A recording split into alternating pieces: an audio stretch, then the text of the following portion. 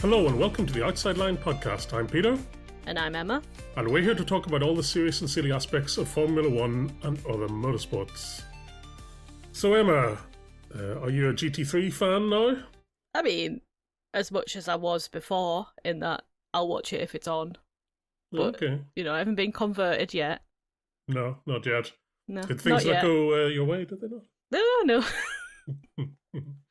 I don't know. I feel like winning by 60 seconds is like it's going my way, but... Yeah, well... just everything afterwards. Only if you cheat, of course, I mean. We'll get to that. We'll discuss Max in a minute.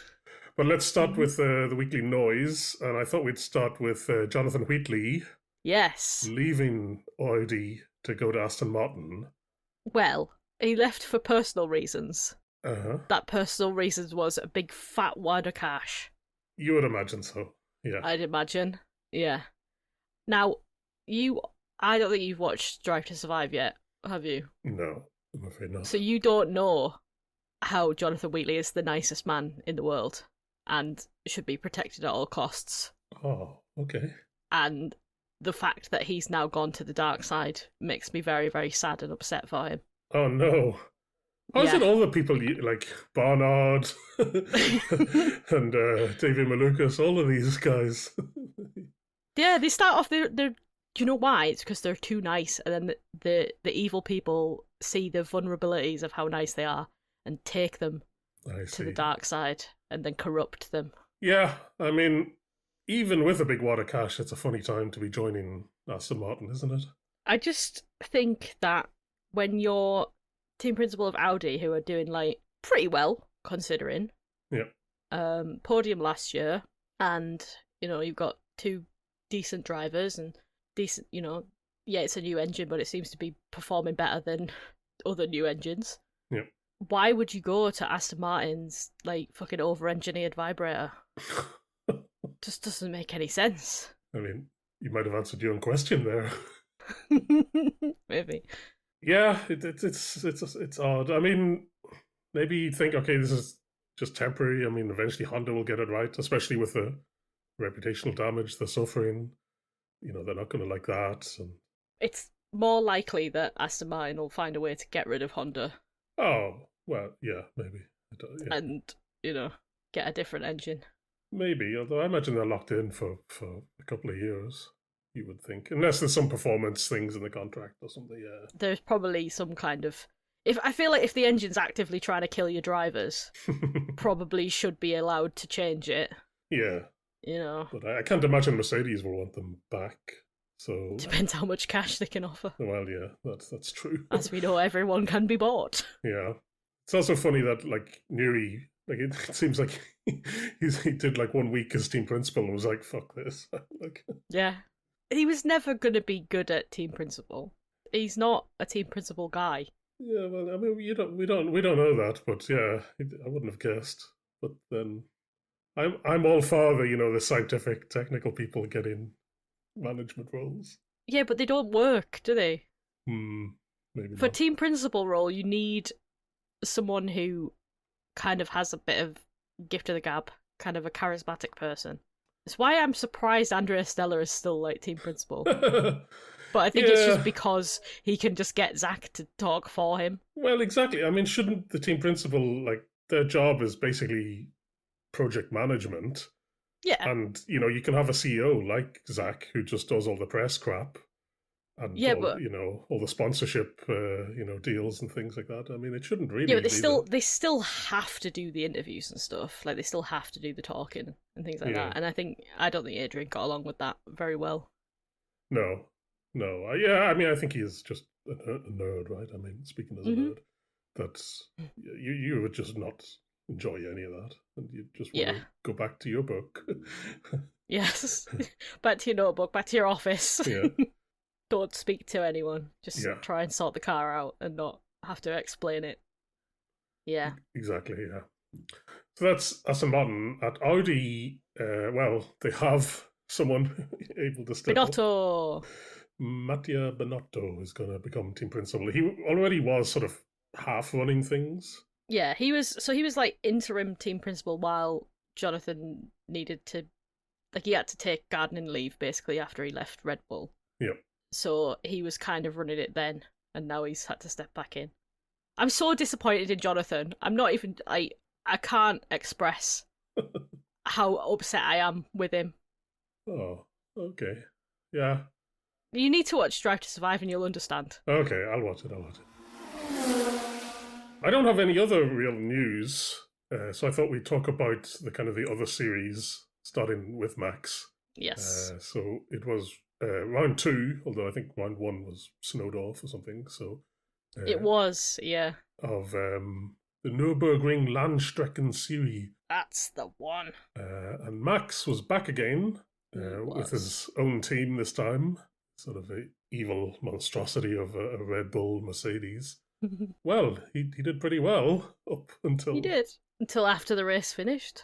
Yeah, so I checked in on it now and then, and there was a little bit of racing at the start. He got overtaken by somebody, but then after the first round of pit stops, his team were ahead, and they just built up a 60-second lead, which is sounds a lot. Yeah, I mean, I checked in on it a little bit between Formula E sessions, but when I saw it, they were already about 60 seconds ahead, so it was a bit probably not worth watching this. I realise who's won this. Yeah. Unfortunately, it didn't last.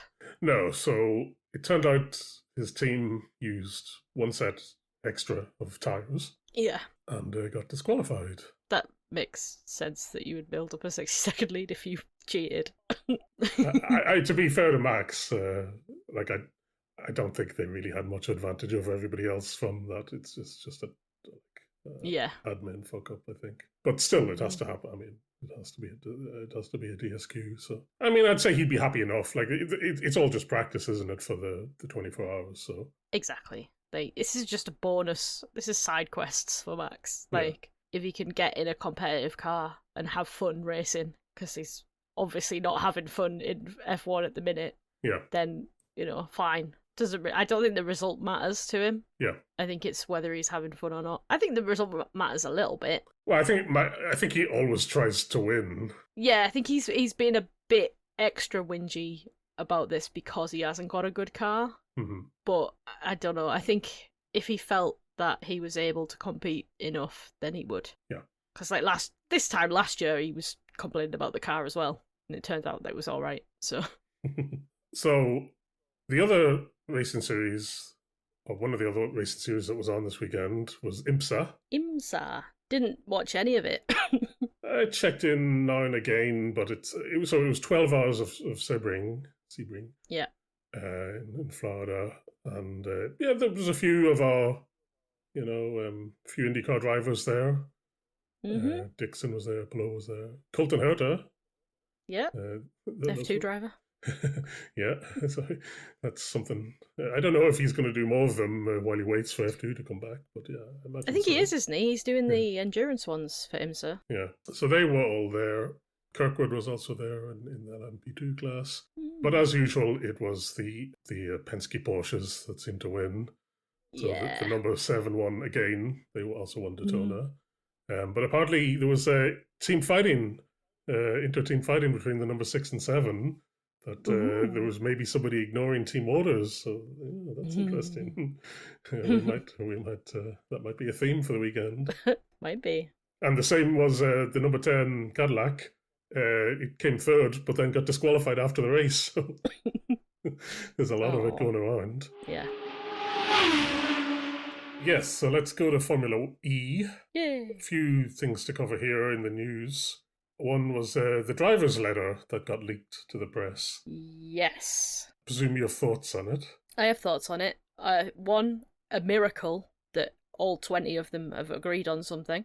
Mm-hmm. Because I feel like you'd be hard pressed to get Antonio Felix da Costa to agree to anything that Pascal Wehrlein says. But there you go. Should it have been leaked? Dunno. But I feel like it was leaked because it was probably going to be ignored. Or was in the process of being ignored. Yeah. So to get some attention on it. So what were they asking, basically? So it was complaints about the stewarding, about the penalties, about, all the things that Dan brought up in his Instagram story that he got told off for, like, whenever it was. Mexico, January even. Yeah. So everything that he brought up that were very valid points, but because it was Dan saying them, it's not worth paying attention to. Now, 19 other drivers have agreed and have put a letter forward to MBS, so they go straight to the top. And I think the guy who runs Formula E is not happy that they've kind of gone over his head. Yes, I've heard a lot of people talking how it's like Formula E shooting itself in the foot again, that just when Gen 4 is coming, they're going to get in a big argument. And because they're saying some teams might even like fine their drivers for sending the letter. It's crazy. That's a bit much. That's like being sacked for going on strike or whatever, or joining a union. I'd say it's a bit shitty. Yeah. I feel like, you know, not to get all waving red flags and stuff, but I feel like the drivers should be allowed to unionise and air their grievances with the series without being punished. Yeah. I mean, waving red flags is a different meaning in motorsport, so... It does, yeah. They might need to do something different. Yeah, the other news in Formula E I saw was that Opel, which I think is a Stellantis brand, is going to join for next year. Yes. And DS are pulling out, but Penske stay in. Yeah, Penske is staying. DS are pulling out. I don't know what DS actually is. I assume it's a car brand, but I've never heard of it. They're a French car brand. I think they're also part of Stellantis, so it's kind of like we're going to do our own one now, like and then so along with the Porsche Racing Bull style team, I think it's 12 teams for next year. It's really good. It is good. More teams are better in Formula E, I'd say. Yeah, well, I think the Gen 4 car, they were testing it again, I think, and passed. Everyone's looking forward to this Gen 4 car. Yeah. So is your contrary attitude being like, no, it's going to be shit? No. Okay. I'm looking forward to it. I want to see what it's going to be like.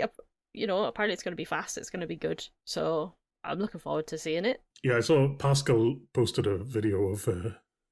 actually, when I find the wording, it's really odd the way he phrases it. But maybe it could be German, but... it's probably German. Yeah. It says, she... Yeah, it's already creepy, I think. She's fast, and I know exactly what I want to do with her. Oh my god. Pascal. What a weird. What a weirdo. That's strange. Oh. I think he means win a championship.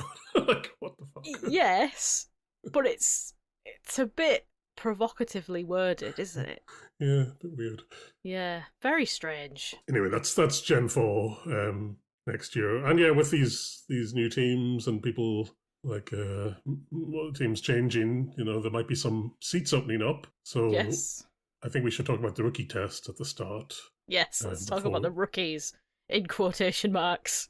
Yeah, because there were some people there who, well, I mean, technically they are rookies. So the definition of a rookie in Formula E is someone who has not driven in a Formula E race. Yeah. I don't think it should count. You shouldn't be able to do the rookie test every single year for the last 5 years. Daniel Kvyat. Yep. I feel like it's about time he just stops. Yes. Obviously, you're not going to get a seat in Formula E because you're like 32. So just give up, mate. Find something else. Well, stick with the sports cars. I mean, someone like Ericsson, you know, I don't know if he did rookie tests, but like, you know, he was basically a reserve driver for 10 years. Yeah, it was a development driver, though, and a reserve driver. So he actually had experience doing the rookie test every year and not being offered a seat. Just tells you that you're not good enough to be in Formula E. And that's embarrassing.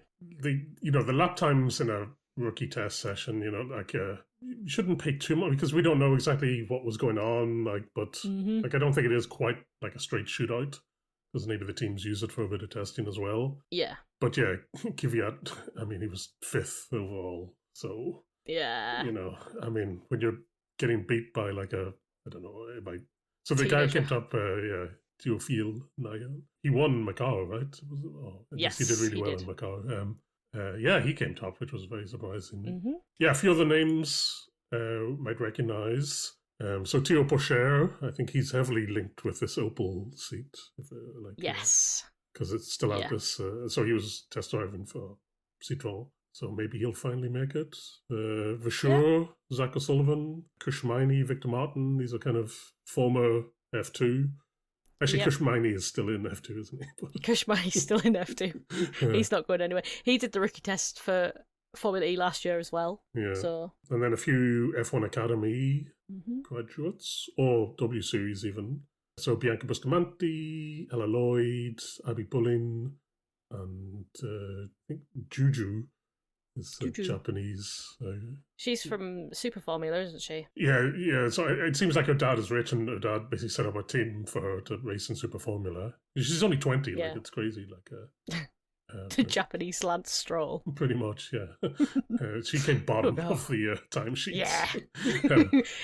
When even Kean Shields beats you, that's when you know to give up. Oh yeah, I forgot. I didn't even mention Kean Shields as Kean Shields is there, by the way. Another person whose dad has too much money. Yeah. Well, yeah, and a few people from like Formula 3, I think. I mean, Freddie Slater was there. Apparently he really impressed. He just seems to be good everywhere. in everything. But anyway, we might see some of them in Formula E next year, maybe. Yeah, hopefully. So the race itself was in Madrid. It was a new track for Formula E. Yes. Apparently it was the longest track, at least this year, maybe ever. This year, yeah. It wasn't ever because Felipe Drugovich said ever, and that Alexa was like, no, wrong. Like she connected to Google, you see, so she knows all the answers. Yeah. So, I mean, what did you make of it? It was in Jarama, the outskirts of Madrid. I loved it. Yeah, I loved it. Seemed like a nice track, actually. Amazing. I wish it was a double header. Yeah. What a race. It was so good. I don't know if it's because it was pit boost or because of the track or what. I don't know. It was what a race. Fantastic. I love Formula E. It was nice to have the same way like in IndyCar. It's nice that they do street tracks and road courses. Mm-hmm. Yeah, it's nice to have every once in a while in Formula E one that's not just erected in a car park. Yeah. Yeah, so it was a home race for Cupra. They had a special livery for their Cupra Kiro car. Yes, a new car that so they had. There was one less car that was yellow coloured, but it was another car that was just sort of black and white. So white, yeah, it was even harder to figure out where they were. Didn't really help, but yeah. Okay, very nice. And then one last thing before we actually get to the qualifying and race. That was I think it was the first time I'd ever heard Pepe Marti talk. Oh, and he's more English than you think, isn't he? Yeah. Like what the hell? He sounds like a little posh English boy. Is that why? Yeah. Is that why Cooper Kira? That's what they're into. That's crazy. He's not a posh English boy. He's Spanish. The King of Spain was there to see him. Was he? Yes. What? Genuinely. Are you making a joke? What? No, I'm not making a joke. The King of Spain was there. Okay. They didn't mention it. I didn't notice it anyway. You obviously didn't watch the build-up there, did you? No, I kind of forgot what time it was on, so I missed most of it. Well, okay. Well, yeah. Good. King of Spain. Yeah. Good. Right, let's get to the quali. So, unfortunately, even though it's in Spain in March... It rained. I mean, I did watch the practice sessions. Yeah. But, I mean, Nick de Vries crashed. Mm-hmm. FP1, Dan was fastest. FP2, it rained, so no one was fastest that I cared about. And I think they said Drogovic was fast. Yeah, and lots of people went in the gravel a lot. Yeah. That was practice. For the qualifying, it was still a bit wet. It wasn't raining, I don't think, but it was still a bit wet, so that made it a bit tricky. So Group 1, Group A, I think they call it, Nick de Vries, Antonio Felix da Costa, Pascal Wehrlein, and Ollie Roland made it through. The evil group. Yeah, they were. So Drogovic came bottom, but they said he was a bit of a surprise that because he had been fast, so maybe it was traffic or something. Yeah. So then Group B, Nominato, Eduardo Montawa, Cassidy, and what's he called? Is it Max Günther? Yeah. Sometimes I don't remember their first name. They made it through. Dan Ticktum just missed out. I know, I was fuming. He was like at the bottom for like the entire session, and then put in one lap at the end, which was looked like it was just going to be good enough, but then it didn't. But Then in the duels, I mean, we won't go through each one individually. These are my notes from the duels. Yep. Wehrlein shat it. Roland shat Yeah, it. yeah, Gunter shat it. yeah. Nato shat Yeah, it. exactly. That's it. That's the notes. I didn't put it quite like that, but yeah, that's the same as my notes, basically, that a lot of people push too hard. Maybe because, they weren't used to the extra power Yeah. in the conditions. So, yeah, a lot of people off in the gravel or spinning and stuff like that. So, yeah. In the end, it was Cassidy who beat De Vries in the final. So, Cassidy starts on pole. Nick versus Nick. So, let's get to the race. First thing to say, it is a pit boost race, as you mentioned earlier, which means that they only get one 6-minute attack mode. Which everyone should remember. Remember that. Yeah. Because robots don't. I did watch the build-up, so I watched there was a chaotic grid walk, which it always is. Nikki Shields is like the most chaotic person ever. Like, she's mental. So, in addition to the King of Spain being there, the other King of Spain was there, Papa Sainz. Oh, what was he doing there? He was just there to see it because maybe he just lives. So, maybe he just lives. Probably just live around the corner. Yeah, so he was there to see Pepe do well. Juan Pablo Montoya and young Seb were there. Oh, maybe that's the future. Yeah, there was a lot of famous people there. There was like a footballer. I don't remember what footballer, but he was like, I don't speak English, and Nikki Shields was like, just speak in Spanish and I'll translate, which is weird. And then they'd like interviewed loads of the drivers, and then that was it. But it was a very chaotic grid walk, which I enjoy. That's makes me cringe a little bit, but it's mental. Oh, it's interesting. Maybe I should have watched it. Mm-hmm. Yeah, the track had dried out from earlier. It seemed okay now, and we got a pretty clean start, it seemed. And Cassidy managed to keep the lead from De Vries. So that's always it's always a bit scary going into the first corner if Nick De Vries is around. Genuinely.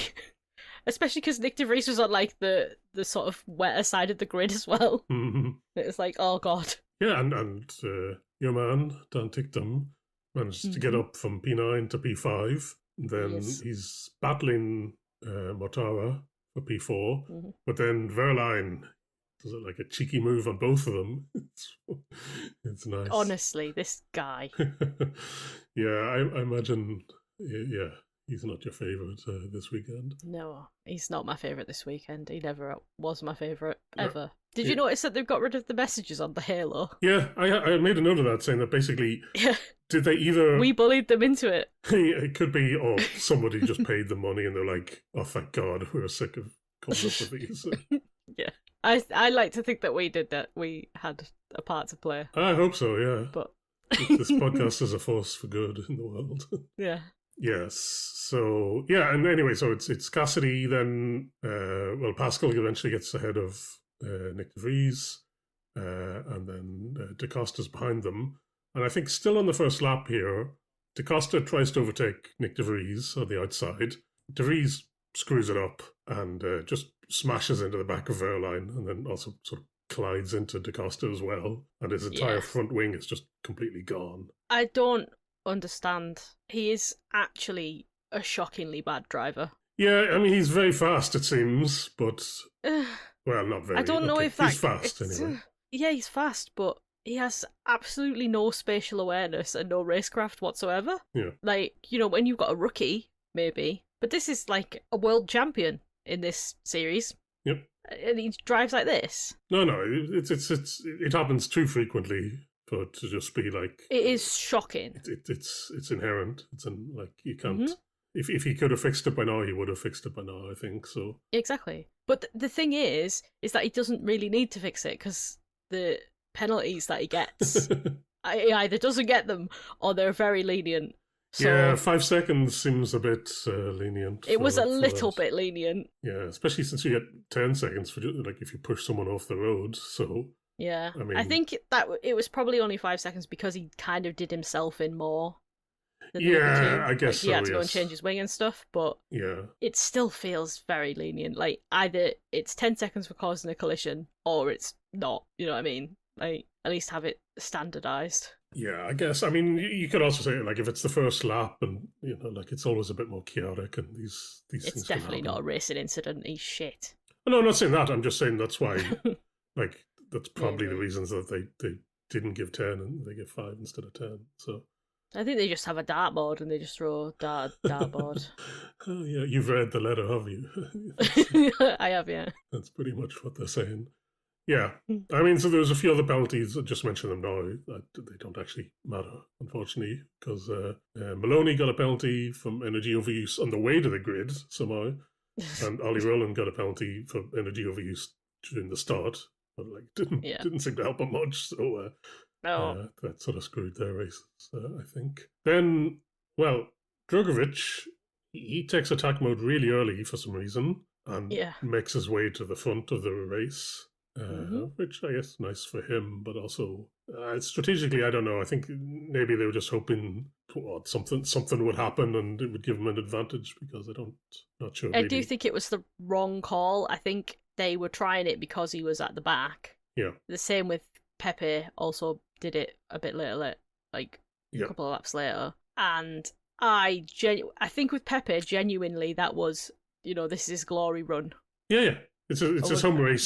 That was it. They just wanted to say he was leading it. Yeah. That was all because they completely fucked him on the strategy because it was just not the best idea to do attack mode before the pit. But yeah, I mean there is good for them for trying, I guess. Argument, right, that take your attack mode early, use more power. That means you get into the pit window earlier, and then take your pit stop, and then you've yeah, but then you've got to energy save more. Well, yeah, but you've sort of got a clear track, and you're not fighting anybody, and maybe you can. Yeah, but that uses more energy. Well, not if you're not fighting. A clear track. Like if you're not in like fighting anyone, you may be able to go faster. No, because I think you're still going to be done over by the people who didn't wait. Like if it was established strategy that everyone took attack mode before the pit boost, then fine. But because majority of people waited till after. Yeah. There was no way that anyone was going to hang on. It might also be you just hope that a safety car comes and maybe like I mean I'll talk about pit boost in a minute. How I don't understand how the strategy works. But first we should mention that some more penalties for poor Taylor Barnard. So he pushed Jev off and got 10-second penalty. Then he pushed Muller off, but only got a 5-second penalty. So I don't know. They don't inconsistent shooting. Well, there must be a reason. I didn't read the decision, but but yeah, somehow they decided that the Verne one was more egregious. But I think that did for him. Poor Taylor's having a bit of a bad time at Penske. No, the Penskes don't look. What a shame. Don't look good. No. For some reason. They have the same powertrain as Citroën, right? So, yes, it should be good. It should be a bit better. In theory. Yeah. Yeah, so then we get into the pit boost window. Drugovich is one of the first people to pit. Mm-hmm. So, of course, what you do after you pit is you take attack mode, right? That's what we've seen in past races. So that's what he's going to do, right? Right? That's what, according to Google Gemini, that is what he's going to do. You got to watch out for Felipe Drugovich, who's going to take attack mode after this pit boost. Unfortunately, there's only one attack mode in this race, and he's already taken it. So the future of technology, AI, getting it hideously wrong there, and subsequently just continuing to get it wrong. Yeah. It is a useless addition to the broadcast, and just a distraction, and they should just bin it, because it's total shite. But that one was particularly embarrassing. No, that's terrible. I mean, later on, it gets things wrong where it says, like, this person will come out of the pits in, like, P11. Yeah, Mitch Evans. Yeah. It said Mitch Evans is going to come out of the pits in P11, and he came out in, like, P8 or something. P6, I think. So, it's really, even worse. Really useless. But, like, that's something I can maybe forgive. But, this one is just such a bad look. I mean, even in the first race, we even discussed it that, that Formula E is all grown up because it has a shit AI thing built in, just like Formula One has with its AWS, and it's always wrong. But I think back then, the commentators were sort of obliged to read it out, but even they've realised that it's just nonsense, so you should just... The fact that it said that, like, there was 3 drivers of the entire field that had taken attack mode. If it had just pulled any random other name out, it would have been fine. Yeah. But the fact that it chose one of the 3 it's because, I mean, that's the way AI is that it it's just extrapolating. It's extrapolating from past things. So in the past, you did have two attack modes during pit boost, but they changed the rules. But because it's never seen it before, it doesn't understand. So it's just... Yeah, but it's had pit boost race before. We've had a pit boost race before.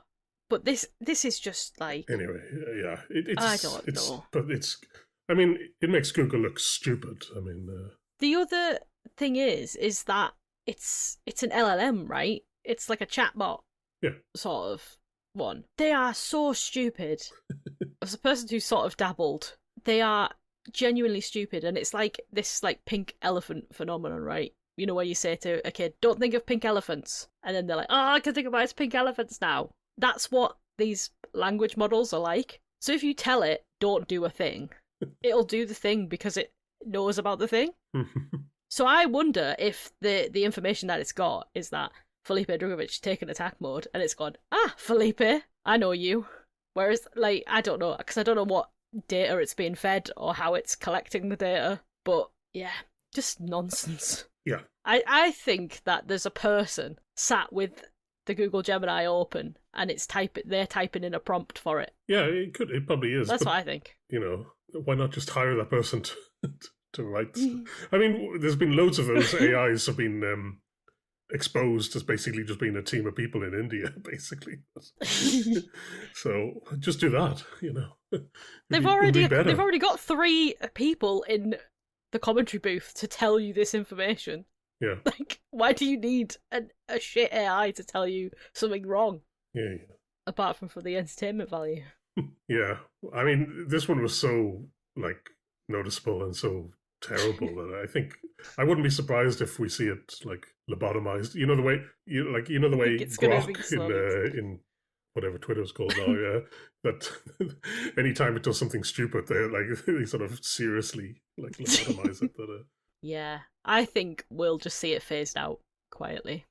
Yeah. Or there'll be somebody who'll job it, like they'll hire a human now to check whether what it's saying is total nonsense or not. Sort of negating the whole point. You just get rid of it. I just think it's not a very good advert for your AI if it's so obviously wrong that, you know, several thousands of people have been talking about it on Blue Sky and Twitter and stuff about how wrong it is. Oh, yeah. Yeah. You know, but everyone who watched Formula E noticed how wrong it was. So that's not going to make people use Google Gemini. No, but you still got to sell it because you've spent so much money on buying like graphic cards and stuff that you need to sell it. Now we come to the mystery of the overcut/undercut, because I do not get this. So in other series, the undercut and the overcut, they work because, you know, like someone's tires might be going off, or they might have saved them, or they're running low on fuel, and then, you know, they go slow when they add fuel. So there's other things, but in Formula E, there's nothing like that. Like the tires don't get changed, and, you know, the weight of the car doesn't change. So how can you have undercutting and overcutting? It doesn't make sense.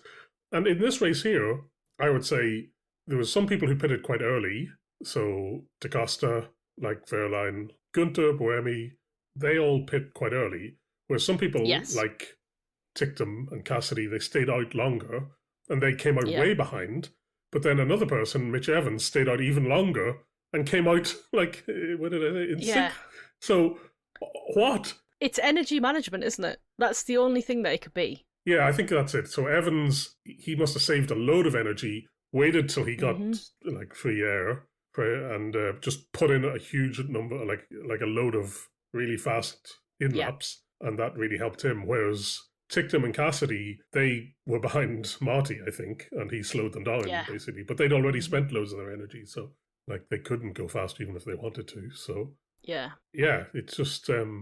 But it's impossible to tell. Like, and I think the teams don't know either. That's why maybe they thought with Drugovich, maybe, you know, get in the lead, take your pit boost, and then everybody else will, like, you'll undercut all of them, and even with their attack mode, they won't be able to, like, overtake you, or they don't know what they're doing. Like, but it's just, I don't know. It is really confusing how that happens.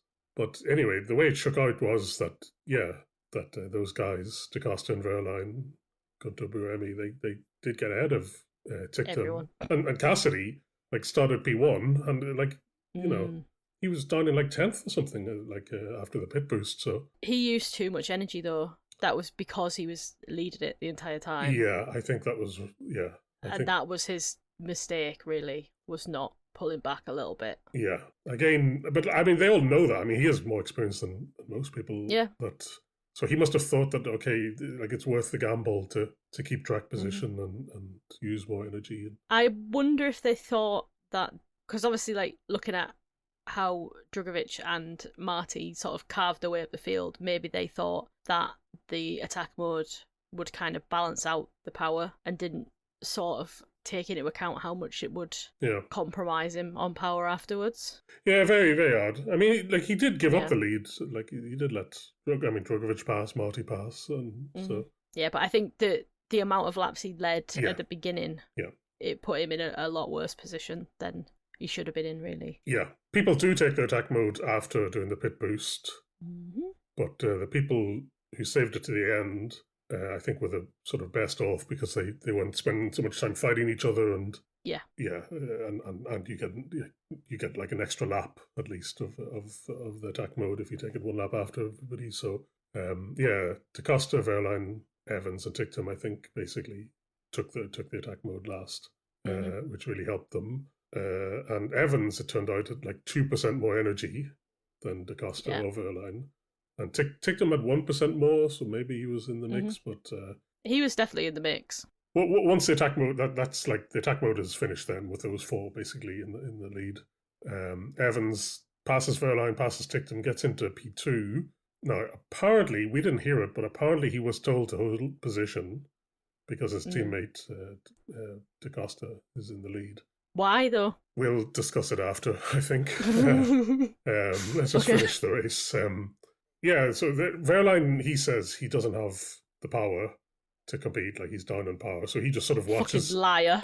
Well, it's right, he just watches Ticktum and Evans fight in front of him, and Ticktum, he goes for a move in the very last corner, but Evans like squeezes him out, and that lets Wehrlein get ahead of him, just like... Furious. So steals P3. I screamed. Yeah. You have no idea. I screamed. Well, Ticktum didn't have to do that. Mad. I mean, why did... I know he didn't have to do that, but... Oh, my God. Because he was P3 and then the very last corner, and then he was P4, and it was like, oh, great. But human. You gotta... Human, mate. I guess he's like, gotta go for P2 if there's a chance. Yeah, because he is a B-Tech Max Verstappen, after all. Apparently he called himself that. He called himself that. That's not funny. Me making up mean things. He called himself that. Yeah, so it finished DaCosta, Evans, Wehrlein is your top three. Then Ticktum, Mortara, Dennis, who we didn't mention at all, but he came there. Buemi actually finished ahead of him, but then he was given a 1.9 second penalty. Bizarre. Basically to drop him one place down because they didn't like the way he fought with Dennis, I think. Then Muller, then Marty, and then Ericsson again. Didn't mention him once, didn't see him once during the race, but he don't even notice him. He got in in, the bright he got green points car, again. But there he is. Yeah. He's consistent. Consistent, yeah. He does score points, in fairness to him. Yeah, so let's talk about... so Evans is quite angry. Yep. He's not happy, and it seems he's not happy with the team. He thinks the team should have told DaCosta to let him pass. Or shouldn't have told them, because he did fight. I mean, he ignored them basically and did fight with DaCosta for the win. Typical Mitch Evans, by the way. What do you mean? Well, he used to do that with Nick Cassidy, didn't he? Yeah, and they were supposed to be friends. Yeah, they're meant to be mates, so yeah. Yeah. And no one likes Felix DaCosta, so... Well, funnily enough, Evans said after the race, he says, you're lucky I like Antonio, otherwise I'd be mad at him or something. All right, well, it's only a matter of time, really. Yeah. Before he sours himself. I was thinking, like, that's another team that DaCosta has come in and, tried to destroy. But it does sound like Evans is not happy with the team anyway and is looking to, like, is under contract this year and is almost certainly going to move to a different team. So yeah, well, I don't think he was happy with them last year either. No. But he thought, maybe it'll be better because Nick was leaving. Yeah. But actually... No, it's the team. Yeah, so but I still don't know exactly what he was. So what was his logic? So yes, he had more energy than DaCosta, If he had more energy, but so what? then Like, there's only one lap to go. Like, I mean, yeah. you can't ask DaCosta to let him pass. Like, I can't imagine any team in the world would like. You ask. wouldn't just ask. Yeah, you wouldn't just say, "Oh, just let him pass." Yeah. Unless you're like, balls deep in the season and one of them's going to win the championship. Yeah. Then you would ask. But we're still early on. Or if, for example, Lando Norris has refused to give a position back, then you might order them to switch. Yeah. But yeah, no team in the world, I think, would be like, you've worked really hard to get to P1, now give it up to your teammate because they have slightly more energy. I mean, not to harp on McLaren, but they actually did that to Lando, made him give up the win to Daniel. Oh, when Daniel won in like Hungary or whatever it was. Monza. Oh, was it Monza? Oh, yeah. Yeah, but I mean, okay, it's different in Formula E, right, with the energy and stuff. Like, well, yeah, but we might see it this year in Formula 1. Yeah, no, it's again, Max is wrong about like F1 becoming, what did he call it, FE on steroids or something, because in Formula 1, like, the energy regenerates every lap basically, right? So there's no such thing as like in Formula E, right, they sort of energy save until they've kind of got to the go point and then they go flat out. So in some ways F1 is worse now than Formula E for the energy saving, because at least in Formula E they eventually do go flat out, which Max wants. So anyway, I still don't quite understand why Evans was so angry. I don't get Mitch Evans' point. Yeah. As much as I hate Antonio Felix da Costa. If it wasn't the last lap, and if they were really under pressure from Ticktum or Wehrlein behind them, and like they wanted to guarantee the win for the team, then I could imagine ordering them to swap positions and then letting Evans burn up his energy, building up a buffer. But like, it's last lap. It's not like it's like and they weren't under threat, so I don't really. Yeah. It seems mad. Yeah, he seems to disproportionate. I think you'd be annoyed, but like, he was really angry. Anyway, he said afterwards that like the team principal was like, yeah, he was angry at the time, but then like he was pretty civil and nice in the debrief, and so. Yeah, but that's the danger of interviewing someone directly after they've had the race, because the tempers are flying and you are still in your feelings and you haven't had time to digest them and think about them. So it does kind of make Mitch come off a bit of a whinger and a bit of a knobhead, really, when actually, if he'd had maybe 15-20 minutes to sort of calm down and have it explained to him why they did what they did, probably be a bit more reasonable. Yeah. I mean, we see it all the time in motorsport that like people say things on the radio all the time. Like, in the heat of battle, that it is crazy how it's like the only sport where, like, it annoys me in Formula E when they interview the drivers after they've won, like on the cool down lap. Yeah, that annoys me irrationally. Because it's usually Antonio Felix da Costa that wins, and I hate that guy. But it just really annoys me, because I just think I don't want to hear them be like, "Woo, yeah, woo." Like, yeah, he gave us a mouthful of Portuguese, I guess. It was a bit annoying, but I don't mind that so much. I mean, because although it is awkward because they basically have to say the same thing, because they get interviewed, for the podium as well. So they basically have to say the same thing. I don't mind that. Yeah. Anyway, so maybe some bad blood at Jaguar, which could boil over as the season goes on. Yeah, wouldn't surprise me if it did. I'll also mention Wehrlein. They asked him about P3. He said basically the damage he got in lap 1 from De Vries, like, set him back, is what he claimed. But still. Oh, did it set him back? Did it? Well, P3 set him back. Yeah. Well, I guess he thinks he should. I hate that guy as well. Well, so we're a third of the way through the Formula E season. Wehrlein leads the championship. I think he's just quite consistent, isn't he? But Matara, surprisingly, second. Yes. And then you've got Evans and da Costa, the two Jaguars. So interesting. It's interesting to see how it'll go. But I think, Wehrlein really is like Pelot type, very consistent. Yeah. Even if he doesn't win, he's always scoring points. So annoyingly so. The Fornaroli or the Yeah, exactly. Well, I don't know. Maybe he's just good. Might be good, just a good rider. Ticked him. I mean, he's not a few more results like that. Might see him. Yeah, like make up for the. I think he just needs to make up for the bad start. Yeah. Well, not that it was his fault. It wasn't obviously. his fault. Yeah. Gonna need some wins, I think. Oh yeah, definitely. One last thing to mention. Alona led the race at one point. He did. Yeah. That should really be the headline from the whole weekend. That should, yeah. Yes. Crazy. Anyway, Dak is back, baby. Allegedly. Yeah, so that's Formula E done until May, when we've got the 2 Berlin E-Prix. Crazy. Yeah. I mean, so... April is dry. Why does motorsport hate April? It's dry. It's a dry month. Yeah.